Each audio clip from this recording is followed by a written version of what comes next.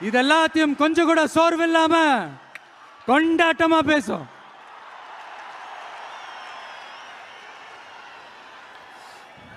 கூத்து ஒரு கொண்டாட்டம்னா கூத்தாடி அந்த கொண்டாட்டத்தோட குறியீடு. கூத்தாடி உள்ள இருக்கிற அந்த கோபத்தையும் சோகத்தையும் யாராலையும் தெரிஞ்சுக்க முடியாது, புரிஞ்சுக்க முடியாது. அவனுக்குள்ள இருக்கிற அந்த கோபம் கொப்பளிச்சதுன்னா யாராலையும் அவனை கண்ட்ரோல் பண்ணவும் முடியாது. அவன் நினைச்சதை செஞ்சு முடிக்கிற வரைக்கும் நெருப்பு மாதிரிதான் இருப்பான். அதனாலதான் குறியீடா மாறின கூத்தாடியை பார்த்தா மக்கள் கூட்டம் கைத்தட்டும், கண்கலங்கும்.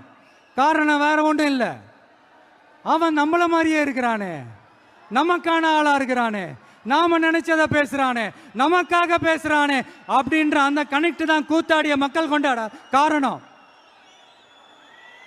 அன்னைக்கு கூத்து, இன்னைக்கு சினிமா, அவ்வளவுதான்.